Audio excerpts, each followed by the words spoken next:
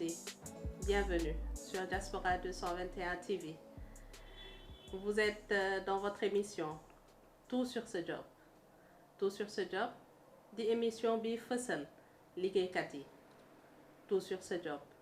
di émission bi nga xamante ne moo lay seet si yow liggéeykat bi seq ak yow waxtaan nga faram-fàcceel ñu sa liggéey wax ñu sa parcours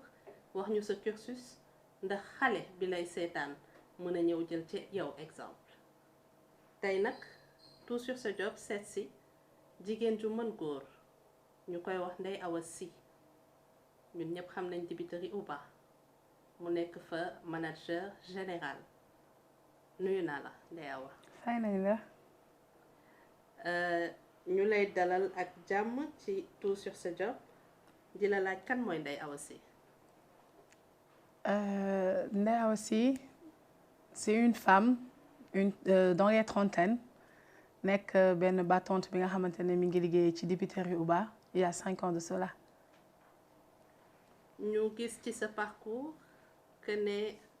commerce international nga suivre marketing pourquoi choix boobu. bon choix wu commerce international marketing dafa xaw a ëmb lu bari ci sama vie parce que dama ko choisiroon par rapport ak fa ma nekkoon doon sëy bi ma amee bac mu ne ma comme moom liggéeyam dafa porté ci commerce international naa choisir branche boobu comme ça ma mun ko gën a jàppale ci loolu. ndax dimbali na la ci sa liggéey. dimbali na ma ci bu baax. d'accord ñu gis ne nekkoon nga assistante de direction ci benn société de la place. oui nekk caissière ci fast food de la place. tey nga nekk manager général fii ci dibiteri Uba ñu gis ne liggéey yi bëri na mais tey nga ñëw tombé fii liggéey yu bëri yooyu noonu c'est parce que daanoo am opportunité liggéey ci sa domaine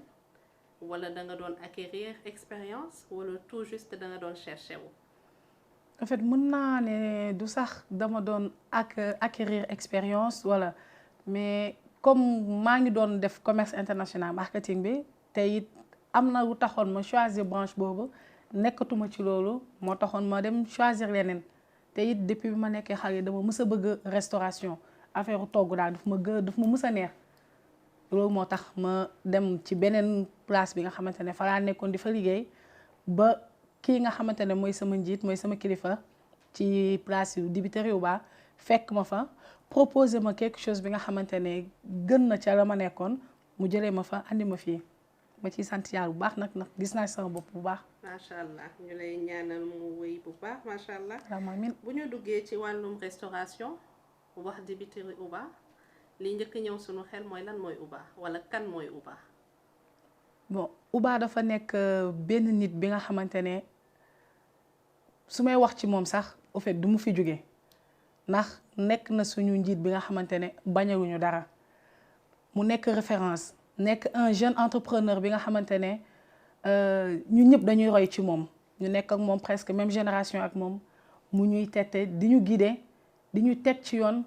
donc ba tey actuellement nii ñu mën a wax Uba du wax Uba famille. donc su ma la déggee bu baax Uba nit la. Uba nit la. d'accord manager général biir Uba lan mooy rôle manager général lan mooy ay tâches am. en fait manager général bi ma fi nekkee mooy man maay gérer boo xoolee tout ce qui est Uba man maay gérer relations humaines yi fi nekk man maay gérer parce que bépp place bu nekk rek bu ñu am rek am na benn gérant bu ñu fa teg. gérant boobu noonu bu paree lépp lu muy def may ñëwaat rendre compte balaa may rendre compte directeur bi. donc su ma la déggee bu baax lépp luy personnel. yow yaa koy gérer. lépp luy quantité bu ñu war a traité ci dibiteri yi. yow yaa koy gérer bu ma jëlee côté personnel yi. muy liggéey bi nga xamante ne la majeure partie des employés ay góor lañu.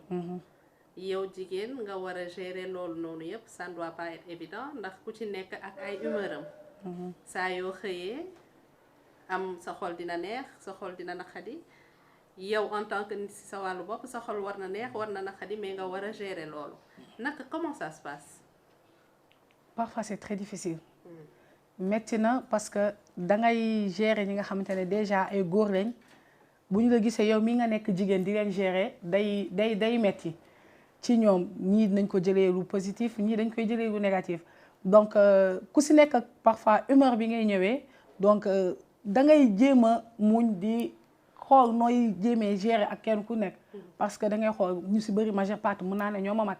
ñi nga xamante ne am na ñi nga xamante ne mën nañ ma jóor donc tey ku ci nekk rek da ngay jéem a xam nooy composer ak moom nooy waxee ak moom ba jikko yi mën a ànd ndax kenn ku ci nekk rek booy ñëw ak jikko bi ngay am ak ba ngay andi. dëgg la ngay jigéen forcément am famille ku ne jigéen ne yaay ku ne jigéen certes ne am na importance bu capitale ci société bi naka ngay gérer vie familiale ak vie professionnelle. bon metti na nag di allier ñaar ñi metti na parfois damay toog 3 jours pour bëgg gis sama yaay rek daf may të ndax comme damay gérer équipe bu ñëw rek bu ma soxlaa rek kut ko kut foog mu jot ma parfois mën naa xëy suba teel nekk ci terrain bi di jaabante diggante parfois ma jug dem defi achat yi ànd ak kii def achat yi pour superviser parfois ma nekk tamit dem seeraas xool tamit ñoom naka la ñuy dundee bu fi ubaa nekkulee donc metti na metti bi nga xamante ne au fait bañ a toog rek moo ñu ko jaral. dëgg la ba pare ki ñu dénk dafa doon ki nga xamante ne daf ñoo dénk ba pare wóoruñ moo tax lépp lu ñuy def rek dañ koy def ak xol dañ koy def ak yéene. bu ñu génnee ci loolu xuus vraiment ci dibiteri Uba nga war a gérer non seulement employé yi mais war a gérer client yi mu nekk pression balaa dara dama lay laaj importance su service clientèle ci yow lan la. Importance su service clientèle bi parfois dafay metti tey en fait occasion la sax pour ma gën ci wax ndax da ngay gis parfois client bu ñëw moom ak employé ñoo yem jikko da ngay gis ku mer ñëw sotti la mauvaise humeur am parfois da ngay gis ki nga xamante ne day toog bureau am wala passer la commande ne nga dinaa ko jël si 19h ñëw 19h boobu toog ba 22h 23h ñëw donc nga ne ko patientel mu andi la problème da ngay gis client bu la woo saaga la alors que ñi ngi def lépp lu ñu mën rek pour mën a satisfaire client yi mais parfois day metti mais dañ leen di comprendre parce que ñoom ñoo ñu fi teg ñoom ñoo tax ñu toog fii donc dañuy def rek à chaque fois bu kenn meree rek ñu jéem cee tirer leçon pour xool nag la ñu gën a améliorer wi suñu qualité service. kàddu gi neex na mais man en tant qu'acheteur client bi en tant qu'acheteur xëy na dañuy yàkkamte jot ci sunu ndawal ku tàng. yenn saa yi ñu woote dibiteri chez Uba ñu war ñu livrer ci ay diir yu gàtt ku passé commande 18h jot commande am vers minuit est normal lan moo ko waral parce que liggéey bi donte ne que du man kese man maa commandé mais normalement dispositif yi ñu teg yépp war na mën a satisfaire client bu ne manque de professionnel la manque de personnes engagées la problème bi fan la. En fait du ma ne manque de professionnalisme la mais dama naan plutôt la demande elle est très forte demande bi moo forte de telle sorte que tey da ngay gis dañuy def lu ñu mën on se donne corps et âme pour toppatoo client yooyu ba ñuy teel a mën a jot seen commande mais da ngay gis ñoom ñëpp même heure bi la ñu jëgandoo te ñun benn objectif la ñu am mooy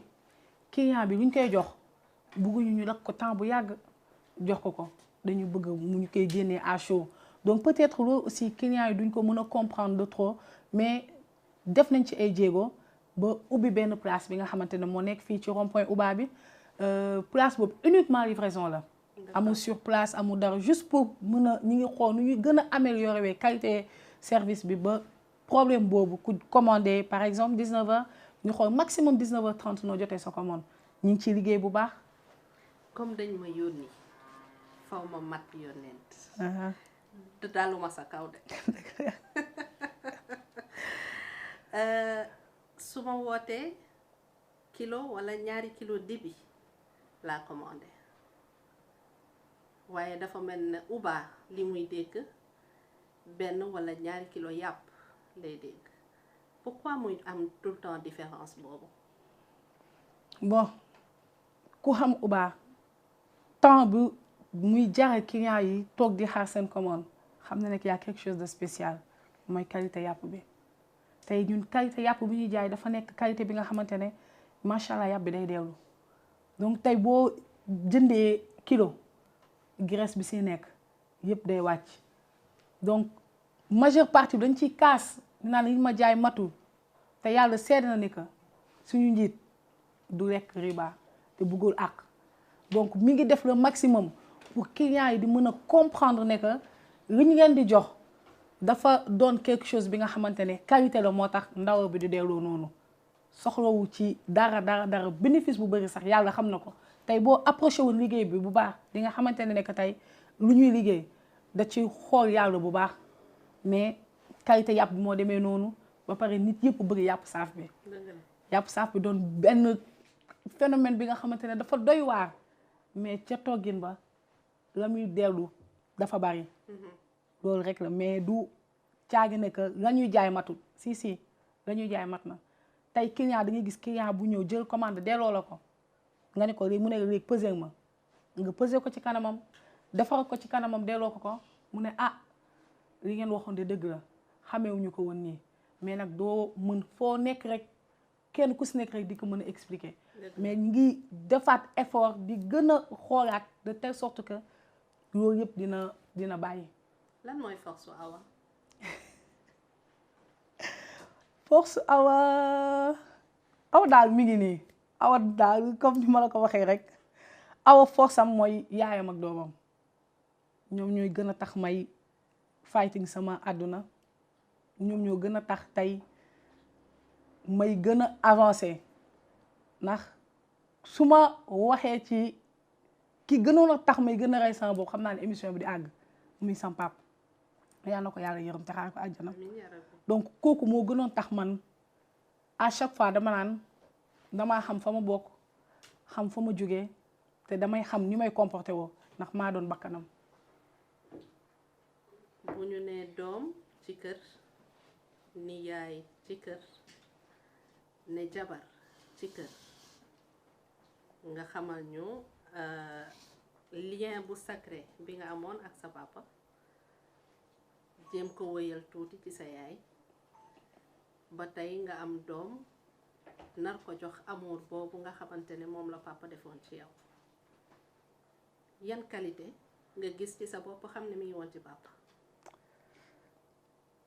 nee naa mun naa ne qualité yooyu yaakaaruma ne qualité yooyu noonu mun naa ko am ndax dama juddu fekk fu yaay bu battante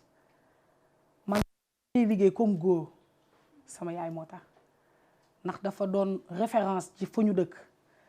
doon jigéen bu am valeur doon nit ki nga xamante ne tey dafa inculquer valeur yi nga xamante ne ci ñun muy doomam yu góor yi comme muy doomam yu jigéen te man rek la am comme doom bu jigéen donc tey sama yaay boobu moo tax nu ma mel rek fu ma génnee nit ne Awa rek jëmm jooju la jëmm ju baax ju mën a joxe ñam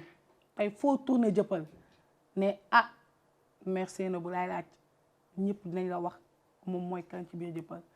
gàtt na tànk xamewuñu ko fenn mën naa ne la mu am ci xarit bu matee ñaar ca la yam noonu laa juddoo fekk ko fa donc man it boo xoolee ñëpp dañ naan ma ani say xarit bëriwoo xarit mais sama liggéey bi mooy sama xarit ndax bugguma tey kenn yab ma ndax dama koy xoolee ni sama yaay kenn yabu ko fa mu dëkk fa la ñu juddoo fa la ñu màggee fa la ñu amee lépp tey ku ne jëppal rek xam ne am na nu ñu wax ne que dañ ñu fa dëkk dañoo bëgg àdduna mais musuma teg sama tànk ci biir boîte ba ma amee jëkkër laa fa dem ba nii may waxante ak yow musuma naan ataaya xaw ma sax lu muy saf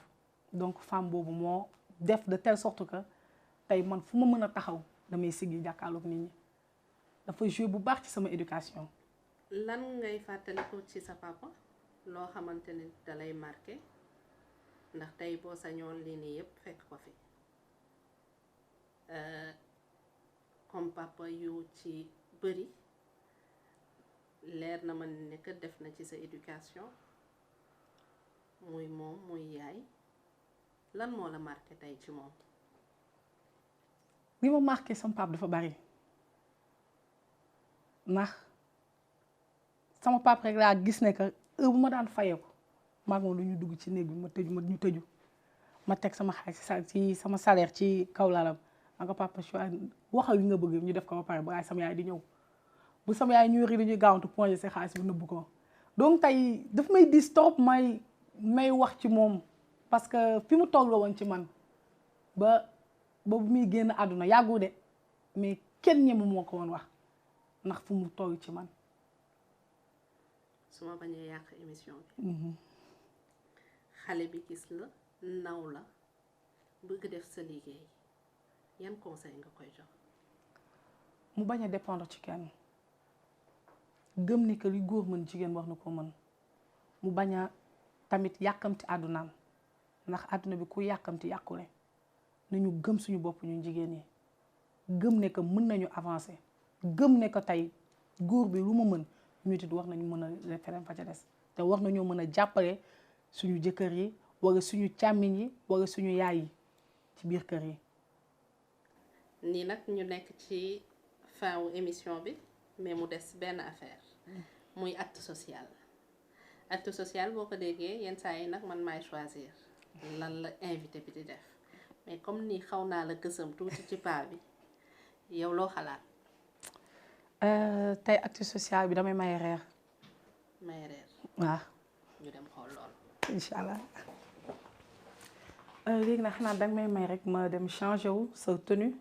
ñu àgg ci incha allah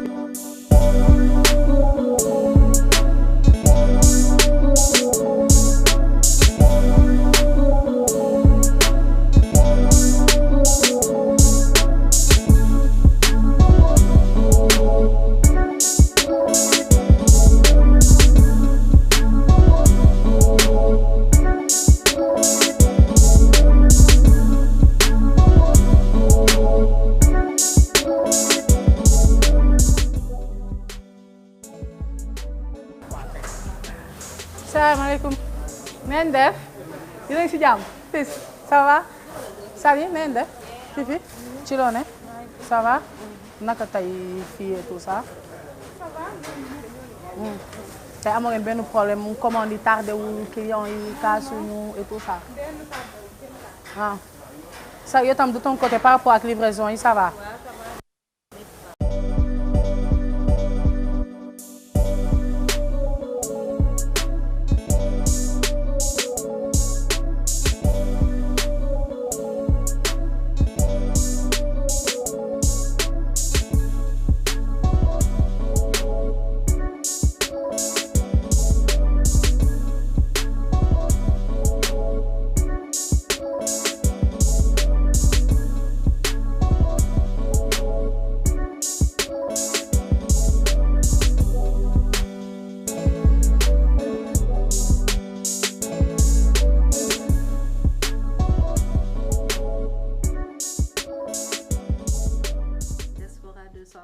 sekkoon ak yow waxtaan di la sant di la gërëm ci disponibilité bi lan ngay tàggatoo. di wax ne que jërëjëfati encore di santaat yàlla bu baax ndax lii yomb neex na nit ñëw gis la na ngay liggéeyee jàpp ne que tu es une vraie battante ba ñëw andi la Diaspora 221 donc di ñaanat yàlla daal lépp Diaspora 221 mbëbët sumb yàlla na àgg. amiin yaa rabbi. mbokk yeeg xarit yi ñu ngi leen di gërëm ñu seqoon waxtaan tey ak soxna su jàmbaar si lépp di wane ne que ñaari loxo ñooy takk tubéy waaye ñaari loxo ñooy takk sër ñu leen di jox dig daje très bientôt ci beneen numéro tout